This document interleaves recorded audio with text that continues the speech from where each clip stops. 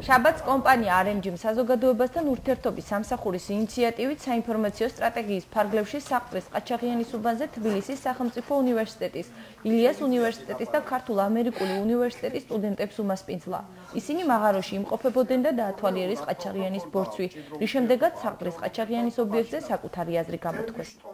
ჩემთვის როგორც არქეოლოგისთვის გაცნობილი ვიყავი იმ მეცნიერების აზრს, რომლებიც აქ მუშაობდნენ და აქედან შეხედულებით მივდივარ, რომ ძალიან ბევრი კითხვით, როგორც ალბათ სხვა დანარჩენი მეცნიერები, რადგან ვთვლი, რომ ესეთ არქეოლოგიურ ძეგლზე ბევრ ადამიანს უნდა ემუშავა, ალბათ მათი აზრიდან გამომდინარე ვიძახი ხა ამას, რომ ბევრ ადამიანს უნდა ემუშავა, რომლებიც აქ უნდა ყოფილიყვნენ დასახლებული, სადაც არანაირი კვალი არ არის.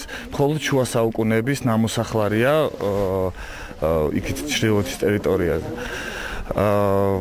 კიდევ ბევრი კითხვაა, რომელიც გაუცემელია ჩემთვის და მე მოხარული ვარ, რომ ეს ტერიტორიას გავეცანი.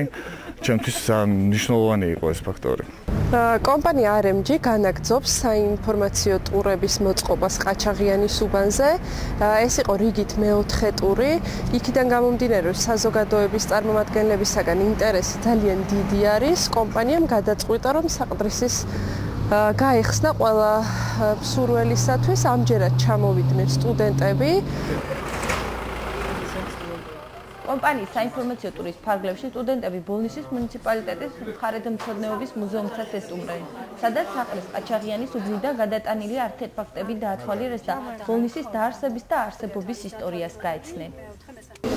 დაათვალიერეს მუზეუმი და საყდრისთან ყაჩაღიანის მთიდან გადმოტანილი ეგრეთ წოდებული არტეფაქტები, ნივთები. არქეოლოგებს ამბავი ატეხილი, ამაზე. კომპანია საყდრის ყაჩაღიანის ობიექტის გარშემო შექმნილი მაღალი ინტერესის დაკმაყოფილების მიზნით კვლავ განაგრძობს საინფორმაციო ტურის მოწყობას საზოგადოების სხვადასხვა წარმომადგენლებისთვის საყდრის ყაჩაღიანის უბანზე. მდგომარეობაში მთლიანად იმკრევა.